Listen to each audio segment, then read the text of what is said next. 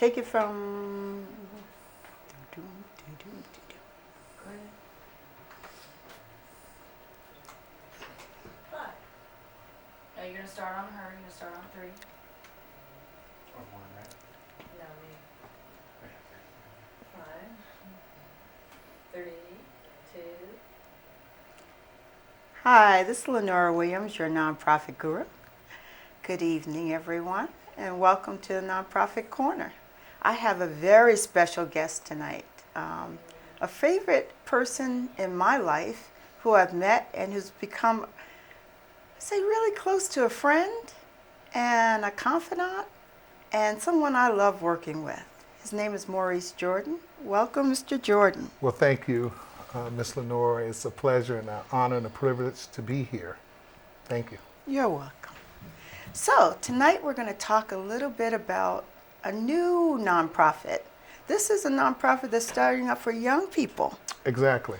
So let's talk a little bit about how you decided to do this, what you're doing, Okay. and a little bit about you. I know you're an entrepreneur. Oh, most definitely.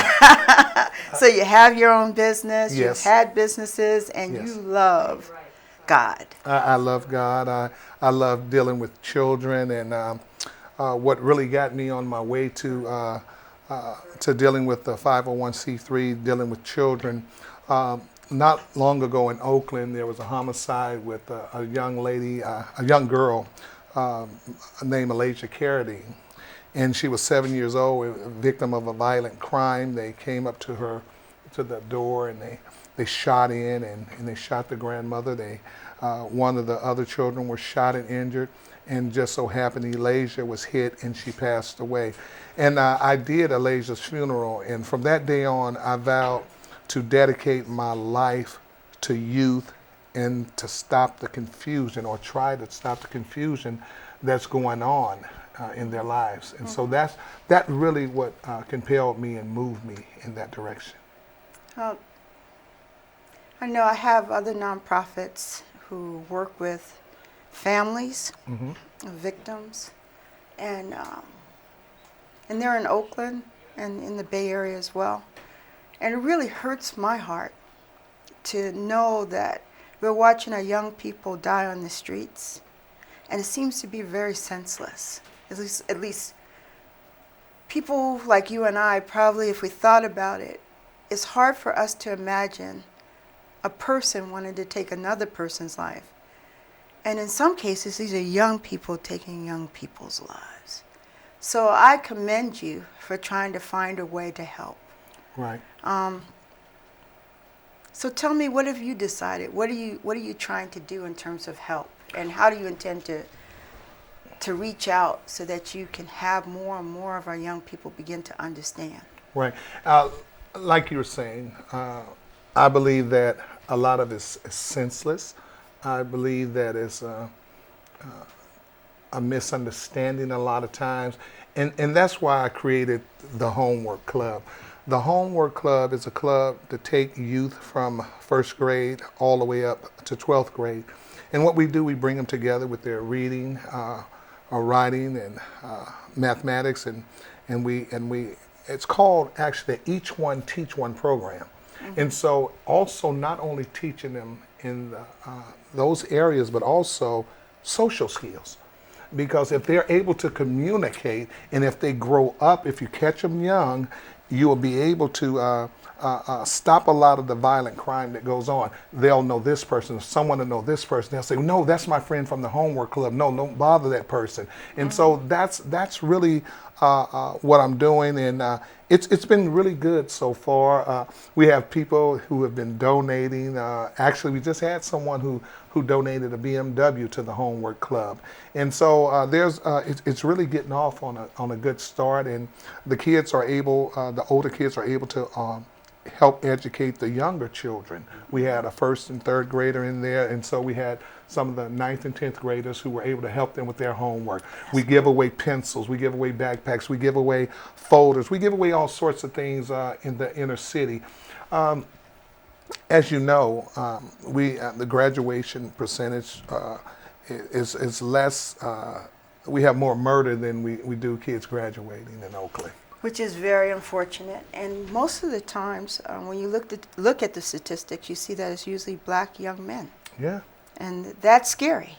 it That's is. scary because I know I have daughters. Right. And I really worry about what is a black family going to look like in the next generation. And then the other thing that really bothers me is that you see a lot of these nonprofits and they start in areas that are not connected with the community where the crime is occurring. So let me ask you, where is your location and why did you choose that location? I believe it was the leading of the Lord. As the word of God said, the steps of a good man are ordered by the Lord. And so my steps were ordered to 6821 Foothill Boulevard.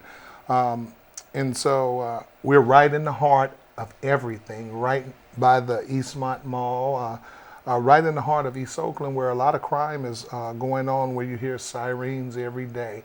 And so, yeah, I believe that if you go back to the heart where I come from, I grew up in Richmond, and so I'm a transplant in Oakland. And so I believe that one impoverished area is no different from the other.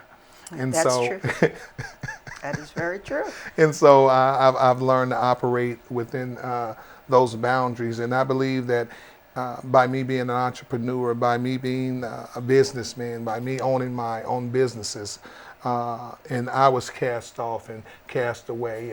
And one of the greater reasons why I started the Homework Club, because even in school, I was the one who was left behind. I was the one that was passed the first grade, second, third, fourth, fifth, sixth. And when I got to junior high school, I was lost. And when I got to high school, I was just totally lost. Went to continuation school, ended up dropping out of school. But I want to let them know that that's not the end. You know, that's just was my beginning, because I was able to bounce back. I was able to educate myself. I was able to open up different businesses. I own restaurants. I own insurance companies. Real estate companies. I'm a property owner now, and I want to show them that their only hero that's in the inner city is not the thug, is not the drug dealer, is not the killer, is not the prostitute, but they have people who come from their area who's gone through the same thing they have gone through, to let them know that is hope. There is hope. All you have to do is have a role model to show you the way. So, there's a lot of things in what you said. First of all, I truly believe that inner city is inner city. Yes, it is. I grew up in the streets of New York. Okay.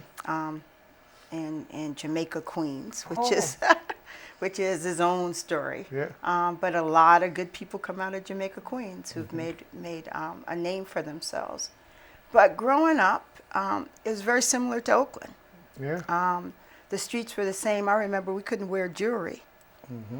I used to go on the train and wear army jackets and take off my jewelry and hide it under my jacket so nobody would rip it off of me.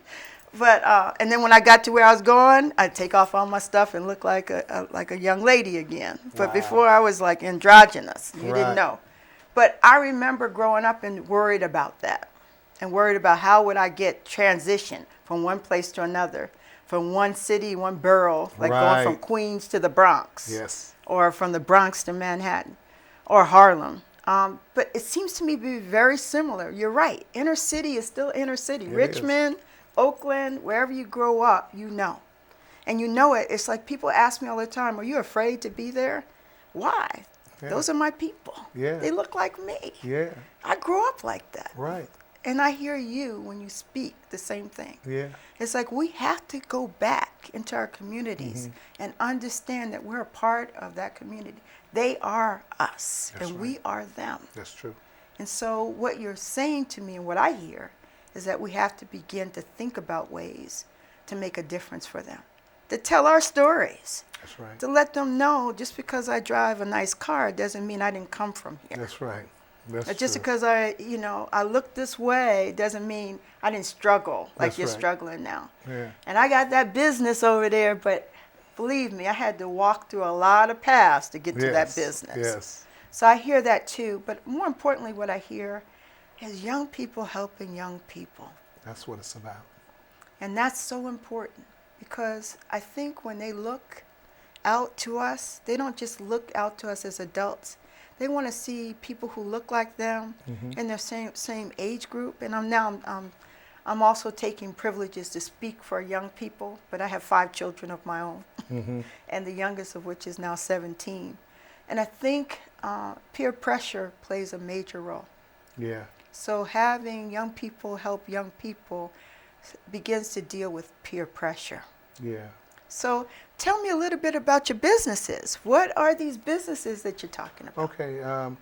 One of the business, well, I own several businesses, but right now I own a Philly cheesesteak shop. It's a franchise. It's called the Cheesesteak Shop. We're at Bayfair in the city of San Leandro, and also own a farmers insurance group, along with Jordan's real estate. And so these are businesses that I chose, that I like cooking, and I like to please people. I get a thing out of making people happy. Okay. And so food is one of the ways to get to a person. They say through the to get to a person's heart, sometimes you just go through the stomach.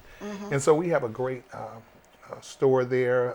The franchise has been around for about 35 years now. We've been in San Leandro for about 9 years now. And so it's been a very successful business, very lucrative business. And so I've been prosperous in that area, but I always want to go back. And I don't believe a man was blessed to be blessed within himself, but I was blessed to be a blessing. Okay. And even going back to the inner cities, I just believe it's so important what we're doing at the Homework Club. I do, and I believe that it's going to change a lot of youth lives. I really do. So interesting, because when I hear you speak as a businessman. I hear you speak as a person with a passion and a driven to make sure that you have a mission and a purpose to help young people. But more importantly, I know you as a pastor. Yes, I am a pastor. When we speak on the phone, the one thing that I love about you is that I always leave the conversation feeling much better than when I entered the conversation. And for that, I feel blessed to know you and just to hear you. So if that translates to what you do at the Homework Center, I know that these young people have so much in store for them. But I also want to speak to people giving. Because the other side of you is that you have a way of convincing people that what you're doing is very important. And I want you to be able to do that through this show as well. Oh, well, great. I want people to understand that a homework club is not just, oh, we're going to come and do homework, but it's a place where young people feel safe. Yes. It's a safe haven. It is. It is. I believe in the inner city. A lot of you may not know, and a lot of you may never have experienced or never will experience. But in our inner cities, we have moms who are on crack, dads who are not in the homes. We have kids who come home not to be able to have a decent meal, not to come home to any parents. You have 14-year-old kids raising their young siblings, and so it's urgent that places like the Homework Club be financed by generous people such as yourself, because I'm taking on a load myself. What we don't get through donations, I come out of my pocket with. And so because I want to make a difference, I believe if a man leave here without making a change in someone's life, his time here was totally wasted. And so I urge any of you, if you would like to be a part of the Homework Club, or to be a giver or a donator to the Homework Club, we'll have the information for you before we leave the air. So I want you right now to give a phone number for people to call so they have a way to reach you in case they can't see what's on the air, but they may be listening in their kitchen, walking around, or have you on their computer screen. Okay. So give them a phone number where they can contact you if they have some donations Sure. for the Homework Club. You can call at 510-715-8820, and Maurice Jordan, that's who you would reach at that number. Once again, it's area code 510-715-8820. We look forward to hearing from you. I believe that it'll make you feel good to be able to help someone else. Some of us are fortunate, more fortunate than others, and we accept cars, boats, new, used jewelry, whatever we get. It 100% goes to the Homework Club. We're not taking. I had the gentleman who came out, and he was from the Lakeshore area, and they donated, like I said, a BMW. He said one thing, Maurice. He said, "I can see your heart. I can tell your passion for these children." And he said, you have these CEOs of these non-corporate organizations where they're taking 70% and they would give 30% back to their organization. Here at the Homework Club, 100% goes back to the children. 100%. And it's a tax write-off for you. And so we just like for you to just donate. Whatever you have, we are in a receiving mode, so please donate and change someone's life. The other thing I'd like to share, I'm going to switch gears a little bit. Switch. I have a lot of people, even including myself. I have a 17-year-old son who I'm always concerned about, driving home. I live in Oakland. I love Oakland. So Me too. I know that there's a lot of people around me who even look at my son when he's walking the street to say, "Ooh, he's got dreadlocks. Is he safe or is he not safe?" Because of what we hear. So this is an opportunity, and what you're giving the young people an opportunity to make a change in their life. But people who give to the Homework Club are giving themselves an opportunity to change their environment. They are. Because we can't talk about change. We can't want change. Come on. Unless we're willing to do something about it. Right. And those young people, including my son, need to understand that we're there for them. That's right. I look at young men like your son. I believe that you should be able to wear dreadlocks if you choose to. I believe you should not be judged for your exterior, but the content of your character. That's what one should look at, not the outward appearance. But we have to be wise also. And if we have, it was a saying a while, many years ago when I was coming up in the 60s. And they used to say, I would meet different friends, Caucasian, Asian, and they, man, I thought all African Americans, or they would say, I thought all blacks were bad, man. You're cool, man. Yeah. Man, I really like you, man. And I think about that.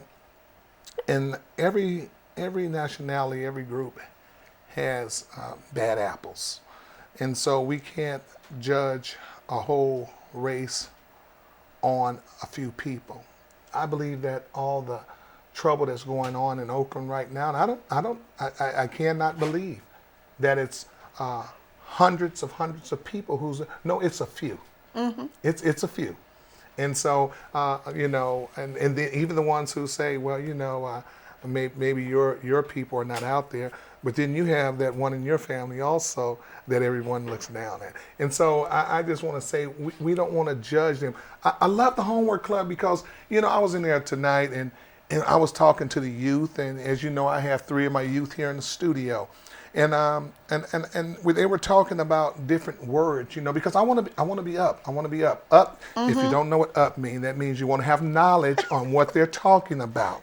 And so I want to be up on what they're talking about. And so they use a word, get turned up. And so I say, what does getting turned up mean? They say, well, it's our word for saying let's have fun. And so I want to be able to identify with them. I want to be able to talk to them. I want them to know just because I'm Pastor Jordan, just because I'm an entrepreneur, just because I'm this or because I'm that, I'm still human. We still can relate to each other. You can talk to me. They can talk to me when they can't talk to their parents. They tell me things that they don't tell their parents. They can confide in me, and we can talk and walk it out, because it's good to have someone who you can talk to that has knowledge, that has zeal, who understand where you're coming from, who know that you're going to make mistakes, who know that you're going to fall. But it's not how you fall, it's about how you get back up. And so I'm just excited about the Homework Club. I'm excited about the kids. I mean, this is exciting to me. This is my passion. Yes. And Everybody we needs can a feel passion. it. We Everybody can feel needs it a now. passion. But, you know, I'm laughing. I'm sitting here laughing because my son comes home sometimes and he's just speaking. And, you know, he's like, you know, he's speaking just like he's speaking to his friends. I'm like, okay, son, let's translate it. What does that really mean? Okay? And then he gets a little upset when I start speaking like him. And I'm like, Mom, whoa. His friends are in the car with me, and he's doing his thing. I'm like, and I'll say something that he's usually saying to me. Right. And his friends are like, your mom is that? I'm like, no, I'm not all that. Yeah. I just realized we have more than one language. That's right. See, and that's okay if you want to speak your language, but sometimes you can't hear me Yeah. unless I speak your language. Right. And that's the whole thing, because, and that's why a lot of the things are happening, because there's a miscommunication. We have to learn how to deal with our kids. This is not leave it to Beaver, Cleaver, and Joan and Wally. No. This is 2013, and things are happening a whole lot different, a whole lot faster. They have the internet, they have insight, they have ideas, they have concepts, they have a way of doing things, and if they don't know how to do it, they'll find out how to do it. And so we have to find out a way to communicate. If we can't communicate, then it's cut off. It's severed. There's no understanding. And my favorite book saying, "In all you're getting, get an understanding." And so I wanna be able to have an understanding. I have children, and so I want to be able to know how to relate to them. I want to be able to talk with them. I want to let them know that it's all right to be a kid. I want to let them know it's all right to make a mistake, and That's not condemn key. them and beat them down for it. Because guess what? We made a lot of mistakes. Oh, you have some parents who act like they ain't never did Oh, anything no, it's like, in their life. did you ever do Oh, that? my Oh, no, God, I no. never. And knowing that if you went back in their history and somebody had a camera, Yeah. it would tell a whole different story But now, about what we're really doing. You may have not done that, but you sure did that. And so this is no better than that. There you go. And you know, and so that's why I really enjoy young kids, and I'm just urging you parents who are looking at this show, bring your children down. You're more than welcome to hang out. Our biggest goal here is to one day to be able to afford to get tutors, because if we can pay one tutor, they can bring 5 people from the college that needs these credits, and so we can keep going. And if each one teach one, then our streets of Oakland will be safer. Even the better neighborhoods will be safer. I mean, because crime is not limited to the inner city. Crime is spreading abroad. I was just speaking to a lady who lives around Lakeshore, Piedmont area. Crime is creeping up there. So, I mean, we better get a hold to it some way, somehow. And the Homework Club is a great place to start. So I encourage you, I urge you to invest into the Homework Club. You're not only investing into the Homework Club, you're investing into a person's future, their life. And in change for that same life that we save might save someone life. And so get on board with it. It's an awesome thing. Come be a part of it. It's awesome. I was going to say, also, come as you are. Come as you are. Come as you are, because you know what? We need to see, our young people need to see us in all walks of life. Yes. All walks of Yes. life, whether you're driving Benz or Rolls right. Royce or you're driving their Toyota. That's right. They need to see us. So in that, we need to close. Okay.